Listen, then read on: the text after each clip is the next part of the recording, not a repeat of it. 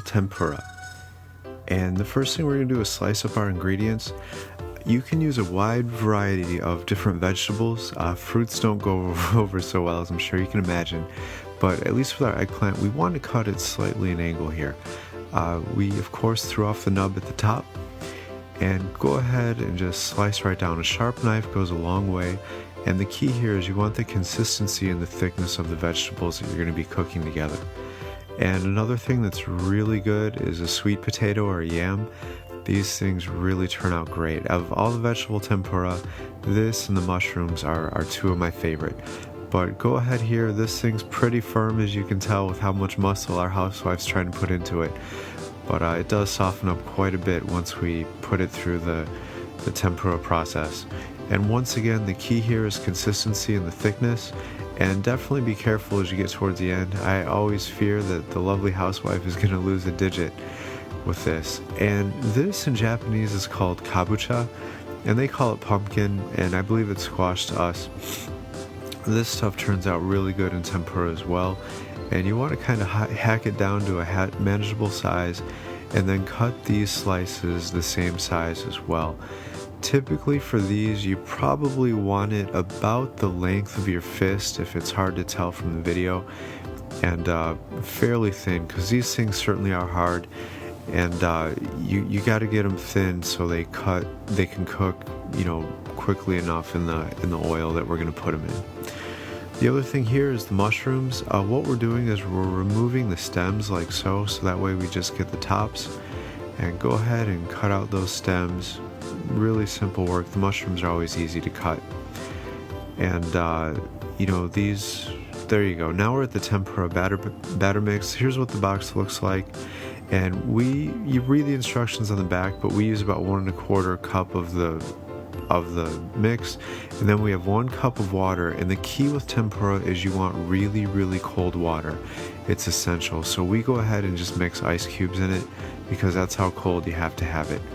Now we've put the ice cold water in the bowl, and we mix some cold water around in the bowl before we put our real cold water in there, and that's to get the ceramic cold. And then we'll go ahead and putting in the mix right on top. And the mixing here does take a little while because it's cold water, but go ahead and be sure to get all the batter mix out of your measuring cup. And mixing this stuff does take quite a while, so we went ahead, and you'll see we did the jump, so you don't have to watch us mix it. Probably about 2 minutes of mixing goes good. And we're going to go ahead and start that and jump ahead. And when you get to the end, this is about what it should look like, right about there.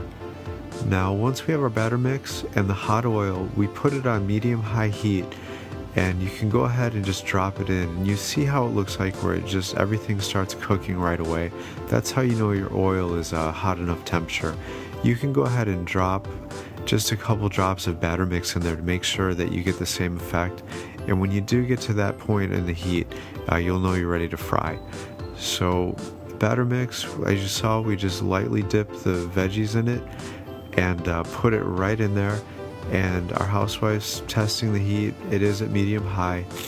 And over the course of frying, you'll notice it right away. You want to put the heat on like super high to get your oil hot enough, and then tone it down just a touch to about medium-high.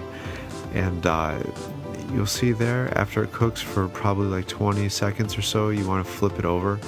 How long you do this really depends on the color of your batter and also the thickness and hardness of your vegetables. These mushrooms cook very quickly, but you'll notice that later that the sweet potato and also our squash is a lot more dense, so it takes a lot longer to cook. But the mushrooms are more spongy and not nearly as dense. So these, just keep an eye on it, keep flipping it over, every 20-30 seconds or so, and that way you'll make sure you get the nice even coating on both ends. Not the coating so much, but the color. And right about there, you'll see, especially with the mushrooms, they're awfully quick. That's what we want them to look like. And we're going to go ahead and pull them off. Those are really quick. And chopsticks are definitely what you want to be cooking with here. If you're not comfortable with it, I guess you could try out a slotted spoon, but as far as keeping the oil in the oil pan and not getting it all over the place, I guess tongs would work too. You could definitely do that. So the next thing we're going to do is go ahead and cook some of our eggplant. And the eggplant does cook pretty quick as well. And just kind of dip it in there. Be sure to coat both sides. And a trick that a lot of restaurants use, and we recommend at home as well if you're going to be cooking a lot of tempura, is they'll have their bowl with the batter mix. Then they'll have an exterior really big bowl that they have ice cubes in and fill it with water, and they'll dip the tempura batter bowl in there, and that'll be sure to keep both the bowl that's holding your batter and your batter as cold as you want it. Because I don't understand completely why, but everyone really stresses that you got to have super cold batter mix, and it does make a difference. I don't understand the reasoning behind it, but it does matter. So we've jumped ahead just a little bit, and once again we just keep flipping over our eggplant, making sure that we don't burn one side or anything like that. And once we get the good coating cooked nice and well, after flipping over for a couple minutes, we're going to go ahead and pull that out. And one trick you want to avoid, and it just comes with a little bit of experience, is not overcooking your tempura. We really want that to make sure that the vegetables cook properly, but also that you have a light, heavenly coat on the outside. And I say heavenly tongue-in-cheek because the ten in tempura means heaven. So kind of a foreigner joke, if you will, that I say to myself. And here's our next group that we do there, and go ahead and put it in there. That's the squash, of course.